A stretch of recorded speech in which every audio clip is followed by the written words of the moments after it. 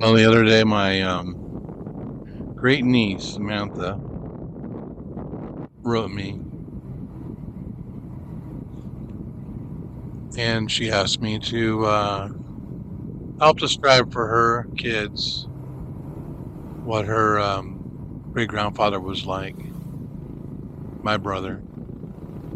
My brother passed away in 1987 from a car accident in May, and his daughter back then was, I think, about 9 years old. This is Samantha's mother, Sarah. So she really didn't get to know him too much, and Samantha said she went to Sarah to ask questions, but she told her I'm a little hazy, so I'm gonna go ahead and fill her in. So this is Talking Shit with Bear in the Philippines, and this was really just geared for someone who wants to know my brother. So Richard was born March 7th, 1963. This was the same year that President Kennedy was shot. His mother, our mother, Lucille, was only 20 years old when she had him, and I was just a year and a half, I think 17 months old at the time. Out in the waiting room while she's giving birth, my mom's sister-in-law, my Aunt Judy, my father's sister, was out in the hospital with her parents, Murray and Homer, and also my grandparents, Marjorie and Bill Ball, my mom's mom and dad.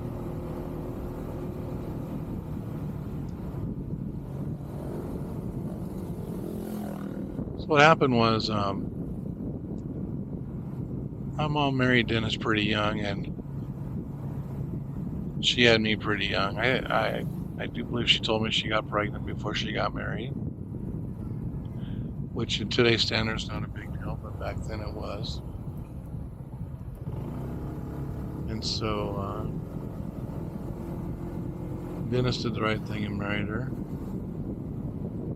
And unfortunately, he passed away. So I wrote this little story down here, and I think the only part I really missed was the part where Mom and Dad got together. I don't know how I skipped that. But it starts off that he was born March 7th, 1963. His mother, Lucille, was only 20 years old, with a year-and-a-half-old son in the lobby of the hospital. Also, out in the waiting room was Lucille's sister-in-law, Judith Bear. Her parents, Marie and Homer Bear. Lucille's parents were also there. C. Bill Ball, a.k.a. Clarence William Ball, but we all called him Bill. And with Bill sat Marjorie Ball, Lucille's mother, and her older sister, Linda. And Linda was married to Carl Welch and later would adopt a boy named Matthew. Bill Ball's mother was also named Marjorie. And Grandma Marjorie's mother was Helen Beckwith. But neither of these ladies were at the hospital at the time, and the Bears, Homer and Marie, didn't even have anybody that was living, I believe, at the time. They were quite advanced in their years, and in fact they couldn't even have children, and that's what prompted them to adopt Judith and my dad, Dennis.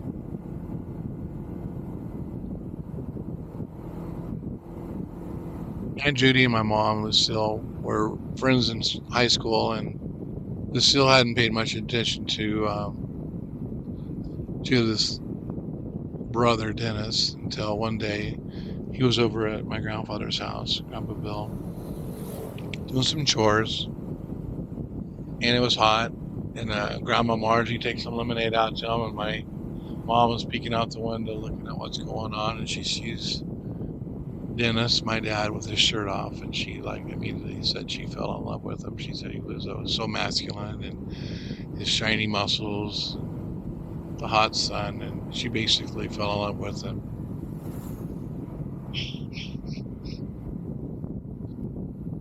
But after getting my mom pregnant, Dennis, my dad, he did the right thing, and he went and told he told Grandma Vera about the pregnancy. Matter of fact, Grandma told me a story where they were driving down Sunrise, pretty close to the Morris Avenue in Modesto, and he pulled over under a big elm tree and told her that he got my mom pregnant. And she was really polite about how it all happened. She never told me they weren't married. And my mom later said that, in fact, my grandmother was pretty upset with them, both for having sex before marriage, and my grandmother is very religious. But after getting pregnant, my dad wanted to do the honorable thing, which was an easy choice for him because he loved my mom. And they were married on March 25th, 1961. And later that year, I was born. My name is Michael William Bear, and William is named after my grandfather's middle name. But also an uncle on his adopted parents' side, my dad's side, shared the same name. And my mom assured him that William was coming from both sides of the family. Dennis, my dad, he worked as a land surveyor, was actually working on the Don Pedro Dam project in California. And it was a cold December morning, and my dad's best friend, John, was the person who would give him rides to work. He shared a ride to work. They were living in Modesto, and of course Don Pedro is up in Don Pedro, which is about 30 to 40 minutes out of town. Well, this particular morning was cold, and what's worse is after John pulls into the driveway, he notices his tire's flat. So they have to deal with that. Now they're running late, and they speed off, and they head towards work. Going towards work, they're driving down 132. Now, if you've ever been outside of Waterford, California, and you're going down 132, you're going eastbound, it's very windy, and the fog sucks you in really good. So when it's foggy, like it was this morning, it's really bad. Well, John was getting frustrated because the car was driving slow in front of him, so he decides to pass, and they hit head on a truck. The truck driver and my friends, my dad's friend John, they both lived, but my dad didn't make it. Apparently he was crushed. Back in those days, the dashboard of a car was made out of solid metal. And so it wasn't something you bounced off of. It was something that crushed you, cut you in two.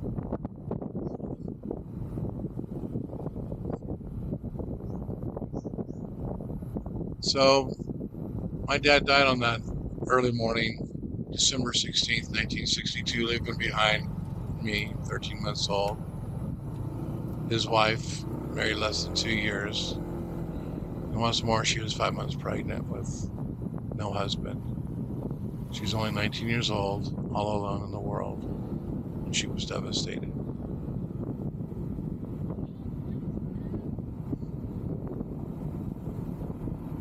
There he was, a full head of blonde hair, commonly called towhead. His face was beet red from screaming as he was forced to join this world, his family, all of them, waiting for him in the lobby of the hospital. Well, everybody but his daddy. Daddy was in heaven now. Richard would never be held by him. He would never be able to look him into the eyes and feel his strong arms around him. Richard was born into this world without his father. And though I was only 13 months old, I did have two distinct memories of him. And in those memories, I had comfort. But Richard, he seemed to realize from the start that he was dealt a crappy hand. One story my mom tells me over and over again is while we were still toddlers, not even yet in school, we had moved to Oakland shortly after Richard was born. And another story to be told another time, but the story that I'm talking about was, well, this particular day we were at Lakeside Park, also known as Merritt Park. And there they had a metal wire cage. It was huge. It was like this mini zoo with like wild animals in it. They had magpies and different birds and quite a few little mammals in there. And my brother, he looks right up at the cage and his eyes peel and he goes, "Mommy, Mommy," and he points. "Look, a coon, a coon." My mom couldn't believe it. Because we live in Oakland, and Oakland, demographically, majority black. And there was a guy on the other side of that cage, a black gentleman. And my mom was devastated. She was so embarrassed. Now, my mom wasn't racist, but it just, it didn't help. So that was one of the moments that really made her sad, I guess. But it was a story she liked to tell me about how my brother was yelling about a coon and how that he seemed like this little 2-year-old that was a racist. My mom was pretty embarrassed about the whole thing. When Richard turned 3, my mom and us, we moved back to Modesto. In Oakland, life proved to be a little bit less tolerable than it was worth, and she ended up buying a small house in Highway Village, and that's probably the poorest part of town that I could think of at the time. It was right off the highway. We had a train almost running through our backyard. I remember it waking me up in the morning sometimes. It was a crappy little 2-bedroom house, and she rented from somebody. And she worked at the bank. I remember Grandpa coming over one day and bringing over a wiggly worm, a hose with a orange bell on top, where the water would rush out through the hose and hit the bell and make the thing dance around and splash you and get you wet. And in the summertime, that was great. I mean, to be able to get cooled off, we didn't have a swimming pool. There was no swimming pool at the park. The park was right across from our street, but it was just a patch of grass, some sand, and a couple playground equipment pieces. Like I think a swing, and maybe a horse you'd rock back and forth on. That summer, I also remember my mom giving us haircuts, and Richard looked so cute in his because he had the perfect little round head. But mine was so oblong, it looked horrible. He had this white blonde hair and big blue eyes. His pupils were always huge, and he was really just a cute kid. Later on, we become really good friends, but right now we were just babies, and our life was just starting. So I'll continue this story with another upload, Samantha. And thanks for having interest in your great grandfather.